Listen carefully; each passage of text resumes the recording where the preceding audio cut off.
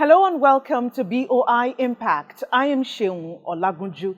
On this edition of the program, we will feature the high points of the 2022 Annual General Assembly of the Association of Nigerian Development Finance Institutions, Andfi. Andfi is the body that comprises federal, regional, state and other development finance institutions in Nigeria. Inaugurated in 1982 with 15 founding members, Andfi now has 38 members. Andfi also maintains a strong relationship with the continental body, the Association of African Development Finance Institutions, Andfi. The primary objective of the Annual General Assembly is to serve as a forum for DFIs in Nigeria to discuss and exchange ideas on issues of common interest, while also providing a platform for members to cooperate in areas of investment, finance, sustainable growth, and capacity building. In furtherance of Andfi's vision, which is to be a leading advocate for virile real sector development in Africa, the chairman of the association and managing director of the Bank of Industry, Mr. Olagunju, its executive committee members, and representatives of national, regional, and state DFIs convened at its second General Assembly in Abuja to discuss ways by which Andfi could achieve its objectives of designing innovative financial products for sustainable growth and development in Nigeria. Here are some high points of the event.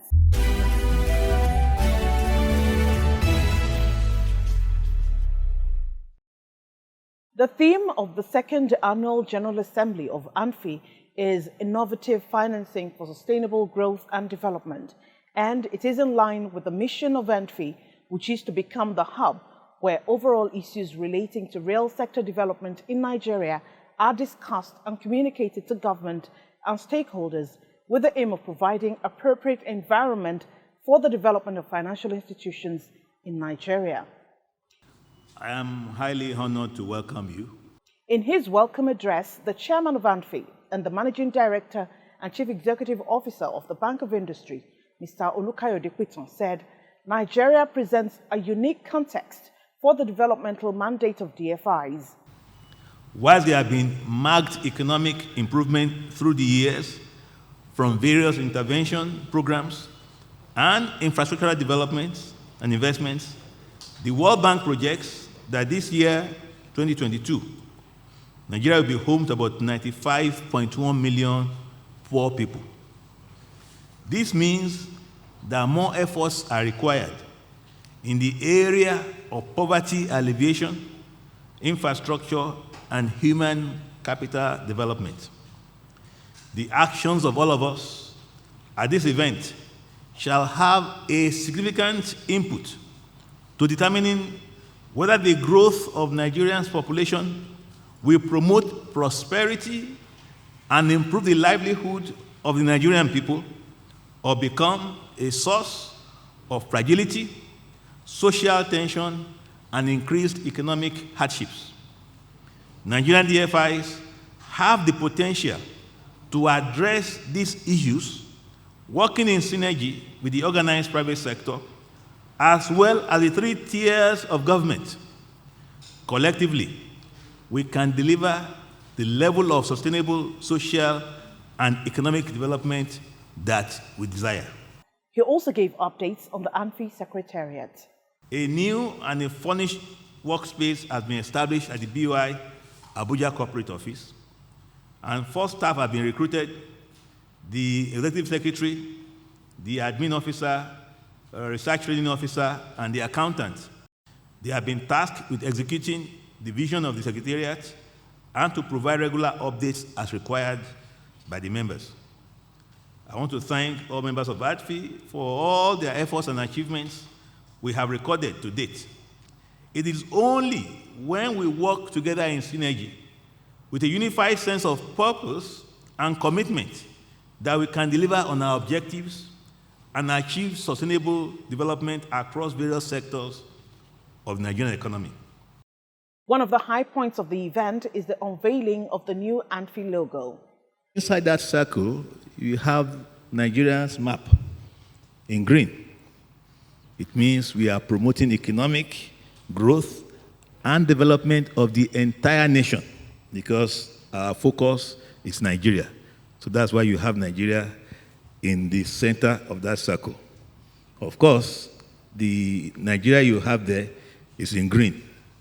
It means we're talking about the productive engagement of our resources in Nigeria for the economic benefit of all of us. We're talking of sustainability to remain as a going concern, one Nigeria, healthy, prosperous, a healthy environment to promote and support an eco-friendly our projects, the ones we want to be doing going forward, should be eco-friendly. And finally, you have the white color in it. White is peace, is purity, transparency. That is what we want to be at Andfi.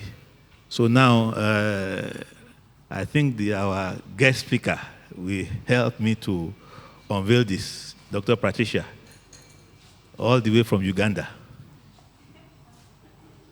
Okay, so let's unveil together.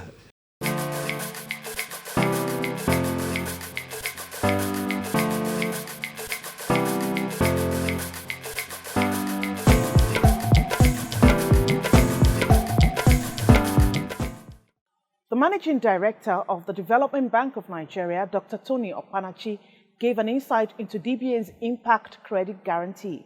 Impact Credit Guarantee is a subsidiary of Development Bank of Nigeria and is focused on providing credit guarantees to financial institutions to provide lending to micro, small, and medium enterprises. As we're all aware, the role of micro, small, and medium enterprises in any economy cannot be overemphasized. And from DBN, focused on micro, small enterprises, the subsidiary itself, while DBN does wholesale lending through financial institutions, the subsidiary, which is Impact Credit Guarantee Company, focuses on providing partial guarantees. And in providing partial guarantees, they provide it through financial institutions like commercial banks, microfinance banks, and even institutions like yours who are present here. So that's one of the reasons why I'm bringing it up here. And what do they do? They provide different types in terms of product offerings. They provide coverage for up to 60% of credit exposure to the micro, small, and medium enterprises. And out of that, they provide individual guarantees. They also provide blanket guarantees. Well, there are several other guarantee companies operating, but most of them are denominated in foreign currency, but the Impact Credit Guarantee is fully denominated in Naira. And it's sector agnostic. That means they cover all sectors of the economy. So they were not specific to any sector you operate in. You can reach out to them to be able to provide guarantee. And in terms of claim trigger, it's between 90 days and 180 days from the time the claim is due. You can trigger off that. In terms of tenure, they provide guarantees up to 5 years for these micro, small, and medium enterprises. We encourage us to reach out to Impact Credit Guarantee for financial institutions like us, to encourage for those of us who deal with micro, small, and medium enterprises, who provide loans to them, and we want some bit of sharing risk sharing. I think Impact Credit provides that platform. The Chief Economist, Development Bank of Nigeria, Professor Joseph Nnanna, said collaboration is vital for DFIs in Nigeria to achieve exponential growth. We as DFIs individually have actually done quite well in some regards in basically demonstrating profitability, in demonstrating non-financial indicators like creating jobs, and so on. I know BOIs did very well, the DBN, NEXIM, and the likes. But the truth of the matter is this: I sincerely believe development is a collaborative effort. We need to collaborate more to achieve inclusive growth and, would I say, exponential impact? Because in the end, I sincerely believe the children remain the future, and as we chart the way forward, it is important for us to essentially think about the future. The Managing Director, Uganda Development Bank Limited, and guest speaker, Mrs. Patricia Adongo Ojangole, while delivering a paper on the theme Innovative Financing for Sustainable Growth and Development, said Andfi has a vital role to play in economic development in Nigeria and Africa. How do we serve the needs of the economy? How do we serve the needs of society? How do we serve the needs of the environment? So this is a framework which provides a holistic framework, not only for DFIs. You can actually apply it to typically everything. As an association, Andfi, we're actually now working, supporting the Secretary General to see that we can also innovate Andfi to be able to serve the needs of Africa, not only support us as members to change the economic structure to have diversified economies. So that is what Andfi's process is about. When you talk about job creation, another thing that we have to be thinking about is quality of jobs. And therefore, which sectors provide us good quality jobs, which are sustainable, which are inclusive, such that when someone is employed gainfully, they are able to earn money that can change the quality of their lives in an inclusive way and not just get anything to do. Then we need to create jobs in such a way that everyone who needs to work should find it. And of course, highly diversified industries. This is very important to cushion against shocks. In our country, I think we are primarily agrarian. We rely on rain-fed agriculture. If the season fails, we would probably get into a depression. And I think that happened in 2016. We had a whole season fail. You can't export because you export agriculture produce. Your SMEs are agri-based SMEs, food and etc. So it was a problem, just 1 year of rains failing. So that is why we have to start thinking about, yes, even though we are dependent on agriculture, how can we do it in a more sustainable way as opposed to the way that we are currently doing? So that's why it's important to ensure that the economy is diversified and you have very many sectors that support an economy. We need resilient systems and, of course, production to ensure sustainable growth. I just mentioned an example. And then highly flexible and agile systems to allow dynamism. Now, this is a new challenge in the face of rapidly changing global landscape. So this is something new which we must integrate in everything that we do as far as planning for our countries and economies are concerned, and we cannot ignore these things anymore. So what we need to achieve is economic resilience, economic diversification across all sectors, import substitution. In the case, for example, of Uganda, I believe it applies in Nigeria and most of our African countries too. And of course, export-oriented industry, research and development, issues of standards, because without them, then we cannot even talk about meaningful exports. There was also a panel discussion with the topic Mobilizing Sustainable Development Finance, moderated by Dr. Henrietta Onwebuzie, Director, Entrepreneurial Development Center, Lagos Business School. Since the topic of today's session is attracting sustainable development finance, I think it's good for us to hear how other DFIs have done it successfully and also speak about the challenges, how they've overcome those challenges, and also speak about what needs to be put in place.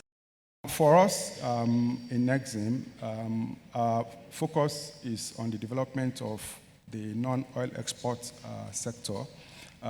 Ideally, as DFIs, we are instruments of market failure. We fund sectors and projects that normal commercial banks will not like to fund, because they are regarded as high-risk projects. But these also are projects that are quite important for our national development. So this is why DFIs have been, created. Most of the time, they are owned and capitalized, by government. So it's the same for us in Exim. We are owned and capitalized by government. Our two shareholders are CBN and Federal Ministry of Finance. Now, ideally, the projects we fund, must have export content. Okay, but because we also recognize the need for inclusion and to create jobs, now these products, allow those who, even though they don't export directly, but they operate along the export value chain. That is, you are a supplier to a major exporter, you provide service, you supply something to a major exporter. So you can still, benefit, from some of our facilities. On coming into office, we realized that what Ibile was doing was majorly government business. What government wants to go into is what Ibile goes into. So we have to change the dichotomy. So we change our portfolio structure into 70% private business and 30% government business. And in doing that, it helps us to create a lot of funding for sustainable projects. Secondly, we look at government assets all over the state, a lot of idle assets here and there. We don't have money to develop these assets because government from time to time, they are battling with recurrent expenditure. They are battling with other developmental projects. So we look at all our assets and look for the partners from the private sectors to partner with us to develop this project into a social solution. What we are doing is provide a social solution and looking for partners from the private sector for profit purpose. The fact is, we actually have some intervention funds that financial cooperatives are eligible to access. Some of the members in this room actually have access. So we'll be willing to have side conversations to see how we can move forward on that conversation. But as of today, the chairman is from the Bank of Industry, sir. And he can confirm, matter of fact, that the CBN has been a performer when it comes to that direction. So we'll be glad to have side conversations. But as of today, even without any change, there are intervention funds that the CBN does that financial cooperatives are eligible to access without any additional, any new scheme, any new funding. We'll be glad to have those conversations and move further. So final notes. This is an excellent initiative, second edition of it. It should be sustained because what we see is that it's a platform to share knowledge and experience, and we can always benefit from cross-pollinating ideas. After the panel discussion, Andfi's Technical Committee ATCO Coordinator, Dr. Ezekiel Oseni, gave the progress report of Andfi. Last year, in this same hall, we were given some mandates which we want to report back. We are given the mandate to set up the secretariat for Andfi. The chairman told the General Assembly that we are going to provide a space at our corporate office here in Abuja. We've been able to do that. We've been able to set up the secretariat, and the secretariat is running. We were also mandated to employ some hands to run the secretariat, particularly the executive secretary, the head of admin and the human resources, the accountants, and a support staff. At the end of the day, we were able to make a recommendation of 2 of each positions to the chairman in anticipation of his, for his anticipatory approval. And I'm happy today to present to the General Assembly the officers that were given employment. They've resumed. 3 of them have resumed. One was given appointment, I think today, should be resuming before the end of the month. Andfi's Executive Secretary, Dr. Tokunbo Nosonya, said Andfi will give necessary support to its members. Andfi has been repositioned from what the ATCO chairman had said, with the aim of creating a forum for DFIs in Nigeria to discuss and exchange ideas on issues of common interest, basically providing a platform for members to cooperate in areas of investment, finance, and capacity building towards achieving sustainable real development.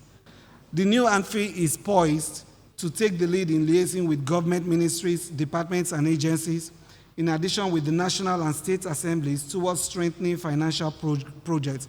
I've taken out time to listen to some of the discussions today, and I have no doubt that there are peculiar challenges at the national, regional, and state levels.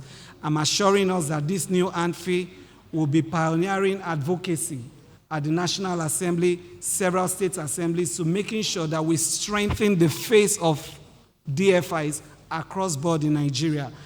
The Director of the Financial Institutions Office Department of the Central Bank of Nigeria, Nkiru Asiegbu, said CBN will continue to collaborate with Andfi. From central bank perspective, we have also been trying our best to ensure that we make finance available for sustainable development. MDBOI, congratulations. From the little that I have seen and heard since the time I came in, the meeting has gone well so far. And I thank all the Andfi members for finding time out of your very busy schedule to attend our second annual meeting. I use the word our second annual meeting because we are partners in progress. Andfi Chairman, Mr. Olukayode Pitson, in his closing remarks, urged Andfi members to reach out to each other and collaborate for better results. Andfi died before because they didn't have proper funding. Office, staff. So if you strengthen Andfi, you are strengthening yourself. You know, if there are issues that we are facing, if you write a letter to CBN, as us, they don't see BOI alone as the one writing it. They see about 30 institutions writing it. The way they will look at it is different. You know, so we are stronger together.